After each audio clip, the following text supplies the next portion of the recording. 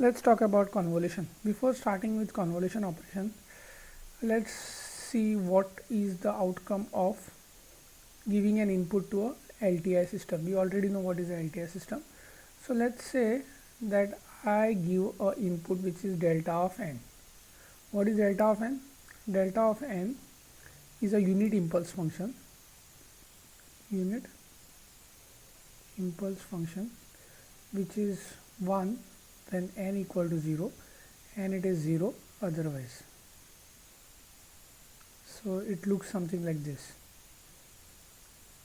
So this at 0 it is 1 and it is 0 otherwise, right? So this is delta of n. So if you give delta of n to any LTI system, the output that you obtain will be h of n. This h of n is called as the impulse response of a system. Impulse response of a system. So how you have, let's say you give x of n, the output is y of n. We denote it by using y of n, right?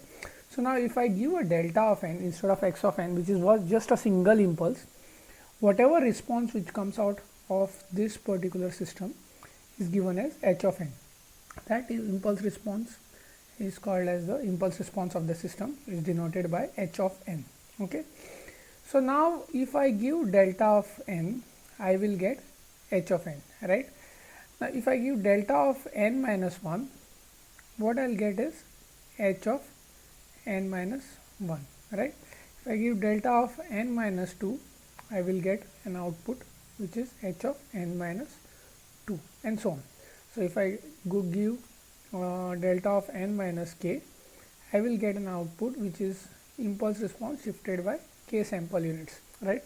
We already know the time shifting property. Like if you shift the input by 1 unit, the output also gets shifted by 1 unit.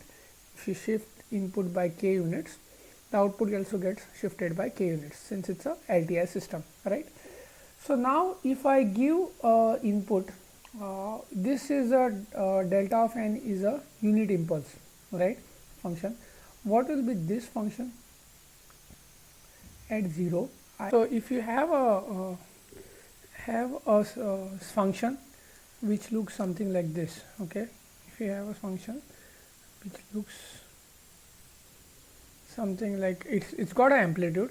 So what will happen is, let's say this is x of n, it's got an amplitude which is some value a, okay, at x of 0, okay.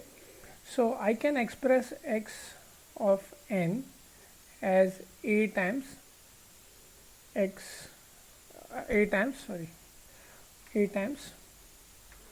delta of n, right, where a is x of 0 delta of n, right.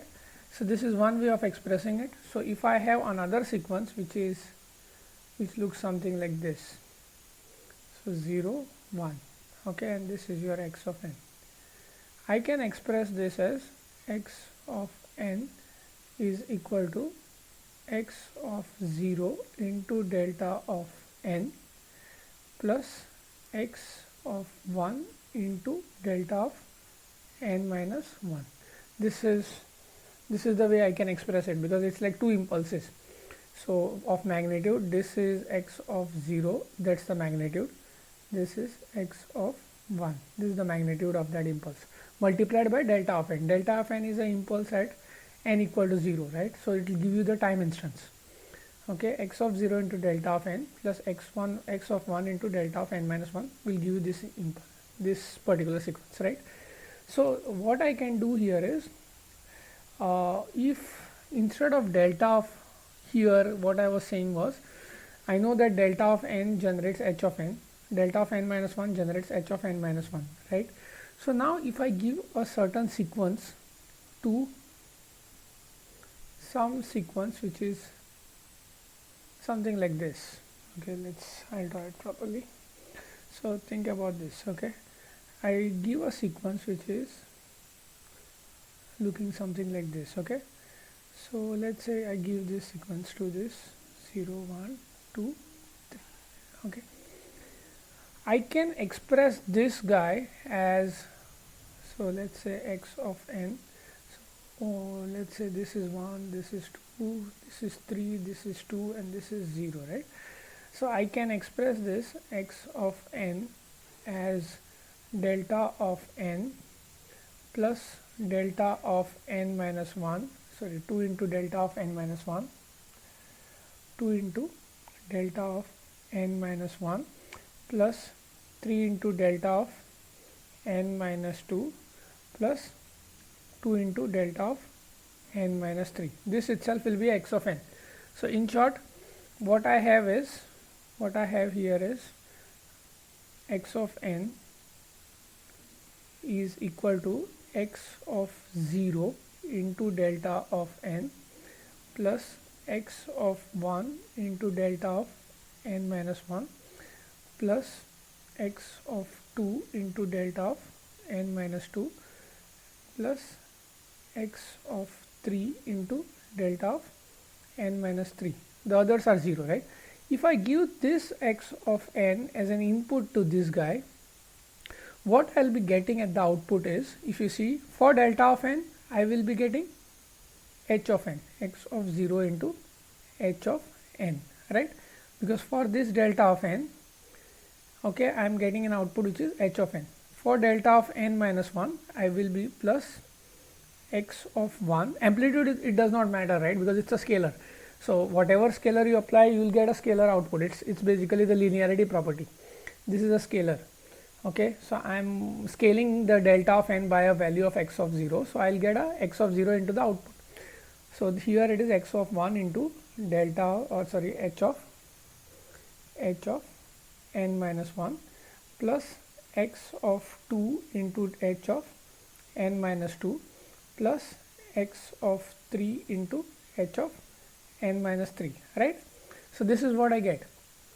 This is equivalent to your output that you obtain, y of n, right? So now if you generalize this, if you generalize saying that I can express x of n as summation k equal to minus infinity to infinity x of k into delta of n minus k. This is how I can express any function x of n, right? Because it's from k equal to minus infinity to infinity, right? For this, in this example, x k is only limited, or it's valid. It's a finite function which is valid for 0, 1, 2 and 3. Others are zeros.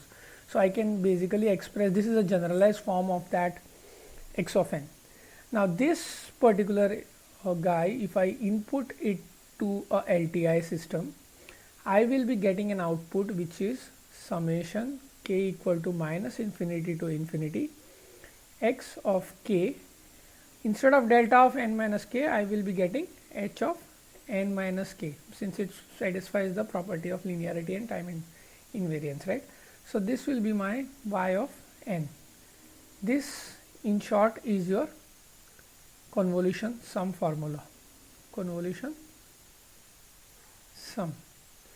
So you should remember that when you input a time domain sequence to a LTI system, okay, x of n, which has got an impulse response of h of n, okay, what you will get is y of n, which is summation k equal to minus infinity to infinity x of k into h of n minus k.